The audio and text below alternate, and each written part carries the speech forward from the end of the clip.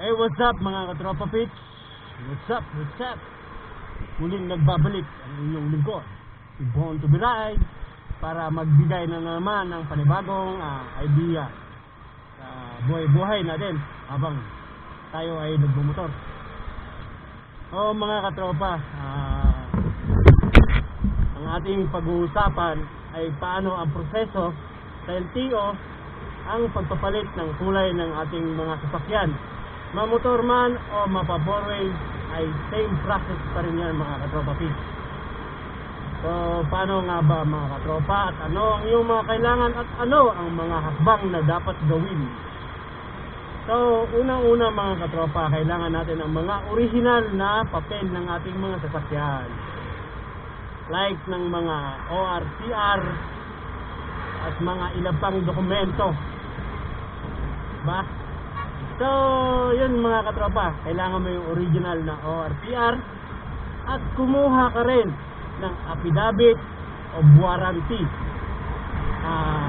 at affidavit of change color. So yung mga nasabanggit ng mga affidavit ay kailangan yun ay nakanotaryo. Okay, so yun yung mga kailangan mga katropa. So ano pa ba? So pag meron ka na nun mga katropa, isi-xerox mo yun at ikaw ay pupunta ng PNP clearance. Okay, so pag ikaw ay nagpa-PNP clearance na, so ang ipapasa mo doon ay yung mga original na papel. Tapos ibabalik naman nila yun sa iyo. So after nang magpa-PNP, ikaw ay pupunta na ng LTO. So isi-xerox mo yun, yung mga original mo, kasi ang ipapasa mo lang naman doon ay yung mga xerox. Yun mga katropa, ganun lang, napakasimple.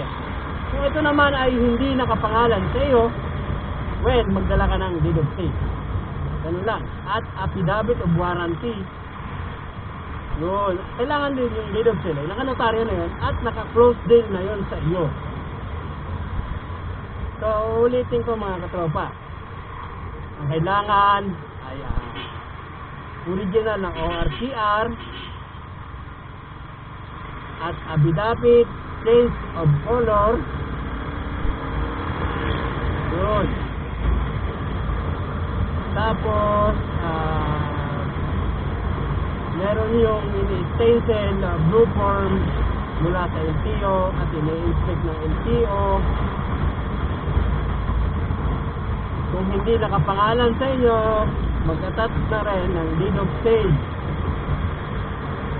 So pag nakompleto na ninyo yung mga katropa at pati na rin yung PNP clearance, ay maaari na kayong magpunta ng LTO at dala-dala ninyo yung change color. So dapat pa mga katropa, ang unang-una talaga, dapat nakapag na kayo, napinturahan ng ibang kulay ang inyong sasakyan o motor, para ganun na lang. Pupunta ng PNP clearance. So after that, bono kay LTO kung saan ito naka-mother file. Actually guys, pwede naman siya sa kahit anong LTO, basta change color lang, pero kailangan itong hinihan ng request confirmation. Pero para mas madali at mas mabilis ang proseso, doon na lang kayo magpa-process kung saan ito naka-mother file. Diba mga katropa? Affidavit, change of color, original na ORCR, deed of sale kung hindi nakapangalan, at mga IDs nito, mga 2 valid IDs na with 3 signs. So ayun mga katropa, sana meron kayong naintindihan dito sa ating simpleng usapan na may kabuluhan. Okay, alright, ulitin ko mga katropa ha. Affidavit, change of color, kung hindi nakapangalan, deed of sale kasama ang ID yung unang may-ari at pangalawang magiging may-ari. At affidavit of warranty. Ayun mga katropa. Okay, alright. Kailangan ng mga notaryo yung mga iyon. So, well, dapat pala nakapintura na. Ayun mga katrop, sana ayaw kayo nakapagbigay ng konting idea. So, well, ito, based ito sa aking experience nung ako ay nagpapalit ng kulay ng aking motor dati.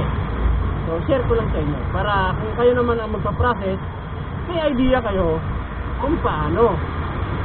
Okay, di ba? So, ngayon, tayo ay nandito sa Aguinaldo, gamit natin si CB sa ating paglalakbay ngayon, ang ating ride for today. Yan. So, may pupunta ako sa Ninja Shop mga katropa para magtanong ng parts ni 650 natin. Medyo ano kasi, medyo kasi may tama si 650 natin.